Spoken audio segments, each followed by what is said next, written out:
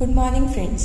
तो देखिए, अपनी प्रीवियस वीडियो के अंदर हमने दो बहुत ही ज़्यादा इंपॉर्टेंट थ्योरम्स देखी थी और आज की वीडियो के अंदर हम एक थ्योरम करेंगे और एक एग्जांपल। सबसे पहली जो हमारी थ्योरम है उसकी स्टेटमेंट रहेगी, show that if G is an infinite cyclic group then G has exactly 2 generator. अगर हमारे पास जी इनफाइनाइट साइक्लिक ग्रुप है तो जी के पास एग्जैक्टली 2 जनरेटर होंगे, ये हमें प्रूव करना है। ठीक है, तो चलिए स्टेटमेंट देखते हैं इसकी। देखिए, सबसे पहले तो हमें थ्योरम के अंदर जैसा जैसा कहा गया है हम उसी तरीके से करते रहेंगे। सबसे पहले तो हम जी को क्या मान रहे हैं, G be an infinite cyclic group. ठीक है, अभी देखिए आपको प्रूफ क्या करना है, जी के एग्जैक्टली 2 जनरेटर होंगे, लेकिन ये तो आपको प्रूफ करना है। अभी हमने माना कि जी को इनफाइनाइट साइक्लिक ग्रुप, और क्योंकि साइक्लिक ग्रुप है तो हमें ये पता है इसका एक जनरेटर तो होगा, तो हमने ए मान लिया इज इट्स फर्स्ट जनरेटर या फिर 1 जनरेटर। ठीक है, ऑब्वियसली हम देखिए प्रीवियस क्वेश्चंस में भी आपने देखा हो तो हम ए को ही जनरेटर मानते हैं, आप कोई और अल्फाबेट भी मान सकते हैं, बट नॉर्मली हम जो यूज़ करते हैं वो ए ही यूज़ करते हैं। ठीक है, अब इसका मतलब क्या है, हर जी का एलिमेंट ए की इंटीग्रल पावर्स की फॉर्म में लिखा जा सकता है। इसका मतलब क्या है, thus the elements of G are integral powers of A. हर जी के मेंबर को हम ए की पावर्स की फॉर्म के अंदर लिख सकते हैं। ठीक है, अब आपको पता है इनफाइनाइट साइक्लिक ग्रुप है, आपको पता है एक बार जब ए की पावर 1 या ए की पावर 2, मान लो ए की पावर n पे आइडेंटिटी दे रहे हैं, उसके बाद जितने भी एलिमेंट्स है ना, ए की पावर n+1, ए की पावर n+2, वो सारे रिपीट होंगे, उसके बाद कोई भी नया नहीं आएगा। अब आपको पता है क्योंकि इनफाइनाइट है तो किसी भी पावर पे आइडेंटिटी तो देगा नहीं। ठीक है, इसका मतलब आपको यहाँ से आप ये चीज़ निकाल सकते हो कि कोई भी 2 इंटीग्रल पावर इक्वल नहीं आएंगी कभी भी। इक्वल कब आती, जब वो एक बार आइडेंटिटी आने के बाद रिपीट होने लग जाती, और अगर गलती से एक बार भी आइडेंटिटी आ गया तो ग्रुप का ऑर्डर वही बन जाएगा, लेकिन ग्रुप का ऑर्डर कोई n या m नहीं है, कोई फाइनाइट नंबर नहीं है, ग्रुप का ऑर्डर तो इनफाइनाइट है।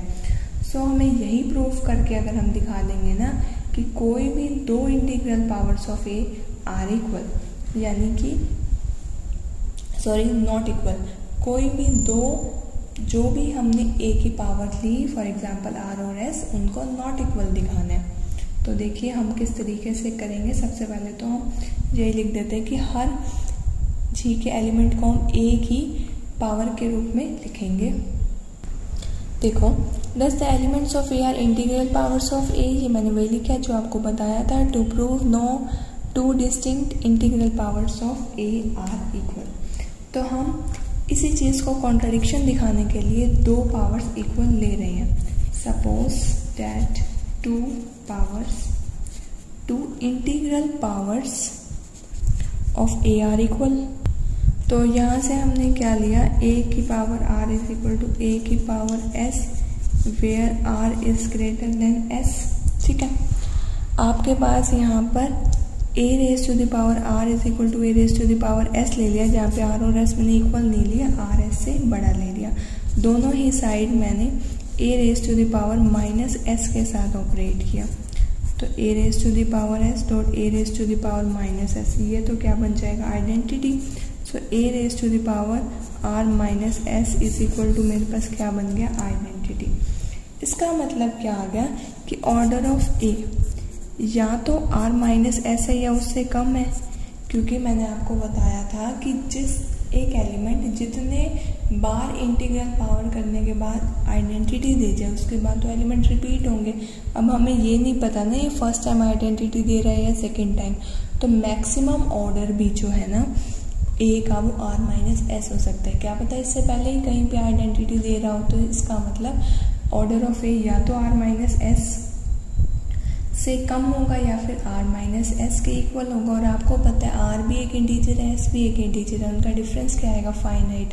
2 इंटीजर का डिफरेंस क्या होता है, फाइनाइट। ये तो अपने आप में ही कॉन्ट्राडिक्शन है। सो यही चीज़ मैंने लिखी, infinite cyclic group has a generator off finite order which is contradiction. इसका मतलब क्या है, जो हमने एज्यूम किया था वो चीज़ गलत है, that is a raise to the power r is not equal to A raise to the power s। ठीक है, यानी कि जब आपके पास उस टाइम पे आपने क्या लिया था, R is greater than S for R not equal to S. देखो अगर आर और एस इक्वल है उस केस में तो आपको पता ही है ना, ऑर्डर तो इक्वल ही आएंगे। जब आर और एस ही इक्वल हो गए तो A raise to the power R is equal to A raise to the power S ही आएगा। अगर नॉट इक्वल है तो ये भी इक्वल नहीं आएंगे कॉन्ट्राडिक्शन की वजह से। तो इसका मतलब आपके पास जी के अंदर मेंबर्स जो है वो किस तरीके के आ गए, A raise to the power -3, A raise to the power -2, A raise to the power -1, 1 A square, यानी कि G is generated by A. ठीक है, G is generated by A. ये किस लिए, क्योंकि आपने शुरू में ही बताया था, लेट किया था, सपोज किया था कि जी जो है इनफाइनाइट साइक्लिक ग्रुप है और ए उसका जनरेटर है। अब इसके अंदर इनफाइनाइट मेंबर्स हैं, आपको दिख रहे हैं, दोनों साइड से ही एंड नहीं हो रहे ये मेंबर्स, तो ए इसका क्या हमने जनरेटर भी दिखा दिया। अब आप A raise to the power R को लिख सकते हैं A raise to the power -1 raise to the power -r। ठीक है, जिसकी वजह से आपने क्या दिखा दिया, A raise to the power -1 भी क्या है, जनरेटर है उसी ग्रुप का। ये आपने कैसे दिखाया कि हर A raise to the power R for any R belong to, देखो ये जो आर है A raise to the power R ये मेंबर है जी का, और आपको पता नहीं है पर्टिकुलर कौन सा मेंबर है, तो आपने इस चीज में ये दिखाया कि किसी भी मेंबर को A raise to the power R को मैं रिप्रेजेंट कर सकती हूँ ए इनवर्स की फॉर्म में, यानी कि ए इनवर्स भी क्या आ गया, ग्रुप का जनरेटर आ गया, ग्रुप का जनरेटर आ गया। ठीक है, A raise to the power m generator नहीं आएगा किसी भी इंटीजर m के लिए अदर देन +-1। देखिए अब आपको ये चीज खटक रही होगी कि ऐसा क्यों, अदर देन +-1 के लिए A raise to the power m generator क्यों नहीं आएगा। आइए देखते हैं कि किस तरीके से होगा ये। अगर आपके पास A raise to the power m generator है जी का, A raise to the power m generator है जी का, तो ए बिलोंग टू जी के लिए आपके पास आप इसको A raise to the power m raise to the power k में लिख सकते हो, जहां पर k भी क्या होगा, generator, where k is some integer. देखिए मैं आपको क्या कह रही हूँ, हम यहाँ पर क्या दिखा रहे हैं कि जो m है वो या तो प्लस आएगा, +1 आएगा या -1। अब आपको दिखा रही हूँ मैं किस तरीके से। आपने मान लिया कि A raise to the power m generator है जी का, अभी आपको m तो नहीं पता क्या है। अगर आपके पास A raise to the power m generator है जी का, तो आपके पास कोई भी एक मेंबर ले लें हम जी में से, उसको A raise to the power m की फॉर्म में आप रिप्रेजेंट कर सकते हो। ठीक है, तो a को मैंने रिप्रेजेंट कर दिया A raise to the power m की पावर k में। अब मैं सेम m तो इंटीजर ले नहीं सकती ना, मुझे किसी और अल्फाबेट को यूज करना होगा डिनोट करने के लिए, तो मैंने ले लिया k। ठीक है, अब आपको पता है अगर मैं यहाँ से कंपेयर करूँ, देखो a raise to the power इस साइड तो 1 है और इस साइड क्या है, पावर की पावर मल्टीप्लाई। सो अगर मैं सिर्फ पावर को कंपेयर करूँ तो mk इज इक्वल टू 1 आना चाहिए। ठीक है, और mk is equal to 1 possible नहीं है, ये सिर्फ तब पॉसिबल है जब हमारे पास 1 या -1 हो। ठीक है, तो इस चीज के बाद आप ये कह सकते हैं कि ये चीज तभी पॉसिबल है आपके पास जब आपके पास 1 या -1 हो। क्योंकि देखिए मान लिया हमने m को ले लिया 2, आप कह रहे हैं ना हम 1 लेंगे ना हम -1 लेंगे, हम तो ले रहे हैं 2। जैसे ही आपने 2 लिया तो mk is equal to 1, m आपके पास 2 आ गया तो k की वैल्यू आ गई 1/2। जबकि आपने क्लेम किया था कि k हमने इंटीजर लिया, k तो इंटीजर नहीं हुआ, k तो आ गया 1/2 and integers are in the form of 1 2 3 4 5, 1/2 तो नहीं आएगा इंटीजर।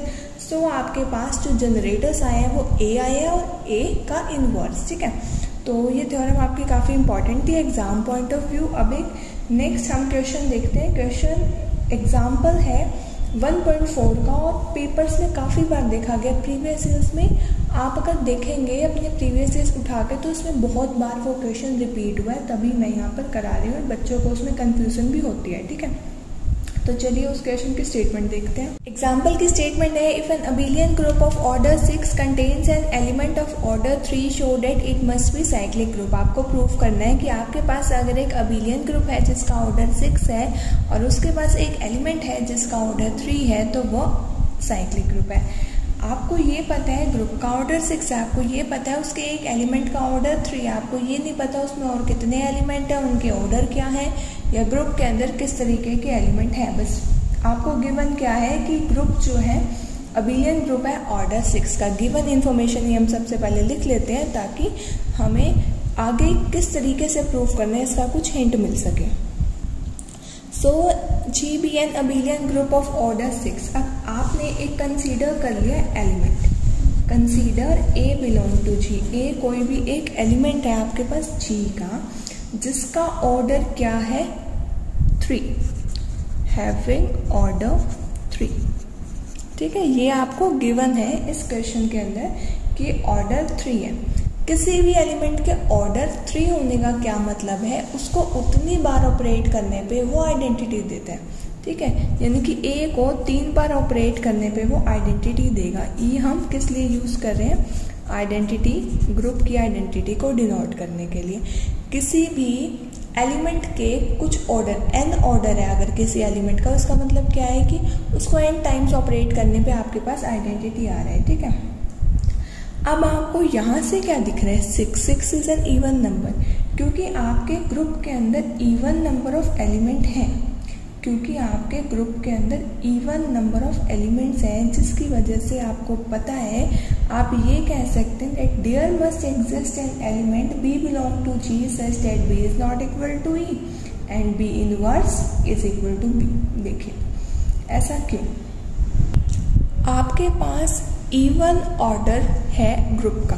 ठीक है, ग्रुप का order 6 and that is even. इसका मतलब क्या है, कोई एक ऐसा बी बिलोंग करेगा जी के अंदर कि ना तो वो आइडेंटिटी होगा, क्योंकि आइडेंटिटी का ऑर्डर 1 है, दैट इज ऑड। और आपको ये भी पता है कि आइडेंटिटी का हमेशा ऑर्डर 1 होता है ग्रुप के अंदर, और ऑर्डर 1 जितने भी एलिमेंट का होता है ऐसा एलिमेंट सिर्फ एक आइडेंटिटी ही होता है। ठीक है, अब आपके पास इवन नंबर ऑफ एलिमेंट की वजह से आप ऐसा कह रहे हैं कि एक आपके पास बी ऐसा मिल जाएगा such that B inverse is equal to B, यानी कि जिस बी का ऑर्डर 2 होगा। ये हमने तब कहा क्योंकि आपके पास ग्रुप का ऑर्डर 6 है।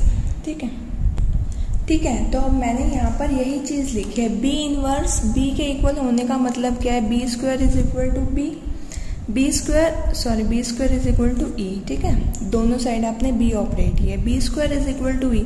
2 बार ऑपरेट करने पे कोई एलिमेंट अगर आइडेंटिटी दे रहा है, इसका मतलब क्या है, ऑर्डर ऑफ बी क्या आ गया 2।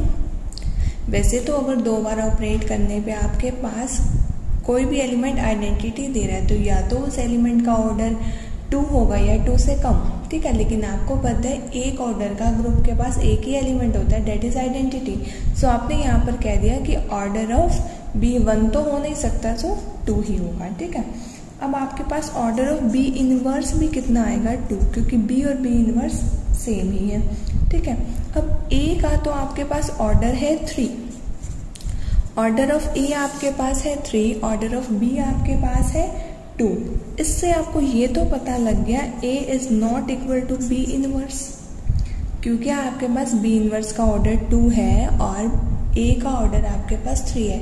इस क्वेश्चन को ध्यान से समझिएगा, एग्जाम में काफ़ी बार आता है ये क्वेश्चन। ठीक है, तो A का ऑर्डर 3 है, बी इनवर्स का ऑर्डर 2 है। अभी आपको पता लगेगा कि बी इनवर्स हम क्यों निकाल रहे हैं।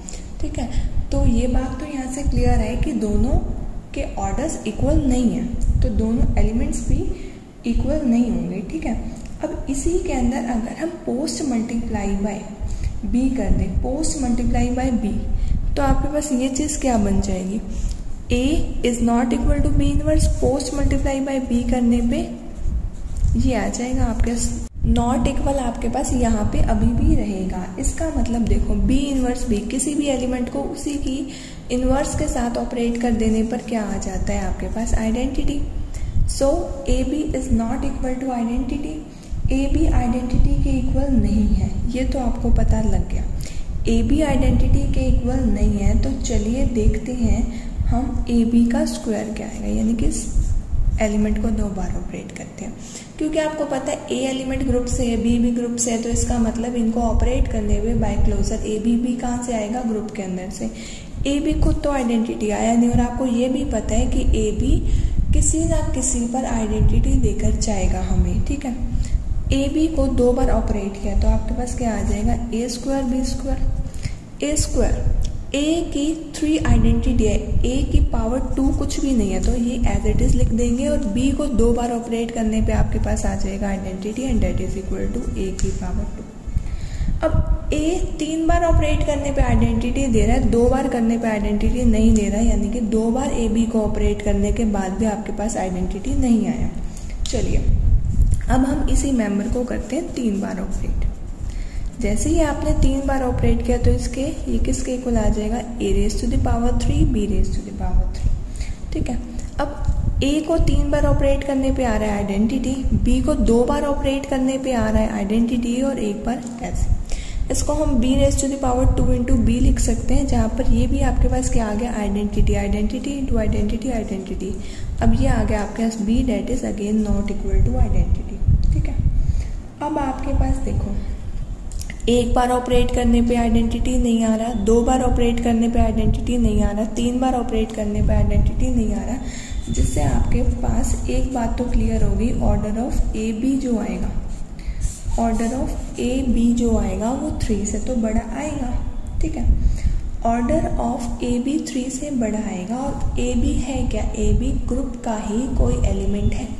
आपको पता है ग्रुप के जितने भी एलिमेंट होते हैं वो ग्रुप के ऑर्डर को डिवाइड करते हैं। मैंने प्रीवियस वीडियो में आपको बताया था, ग्रुप में जितने भी एलिमेंट होते हैं वो ग्रुप के ऑर्डर को डिवाइड करते हैं। देखिए 6 को कौन कौन डिवाइड करता है, ग्रुप का ऑर्डर 6 है, 6 को कौन कौन डिवाइड करते हैं, एक तो 1, एक 2, एक 3 और एक 6, ठीक है। 1 है नहीं ग्रुप का ऑर्डर, हमने चेक कर लिया, 2 है नहीं, 3 है नहीं, बचा कौन सा, 6। इसका मतलब आपके पास ऑर्डर ऑफ ए बी क्या है, 6, यानी कि ए बी अगर हम 6 बार ऑपरेट करेंगे ना तब आपके पास आइडेंटिटी के इक्वल आएगा, ठीक है। और अगर किसी भी ग्रुप के अंदर उसका एलिमेंट n है और आपके पास n ऑर्डर का ही उसके अंदर कोई एलिमेंट मिल जाए, इसका मतलब वो साइक्लिक है, ठीक है। आपने देखा ए बी ने ई को भी जनरेट कर दिया, ए बी को जब हमने 1 टाइम ऑपरेट किया तो ए बी आया था, ए बी को 2 टाइम्स ऑपरेट किया तो ए स्क्वायर आया था, ए बी को 3 टाइम ऑपरेट किया तो बी आया था, ए बी को 6 टाइम ऑपरेट किया तो ई आ रहा है, डेट इज आइडेंटिटी।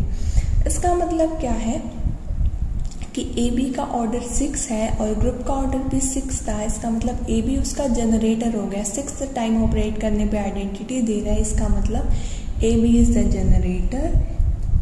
जनरेटर है। इसका मतलब जी हमारे पास साइक्लिक ग्रुप था, क्योंकि जनरेटर तो हमने साइक्लिक ग्रुप में ही स्टडी किया हुआ है, तो जी आपके पास साइक्लिक ग्रुप है such that A B is the generator of G, ठीक है।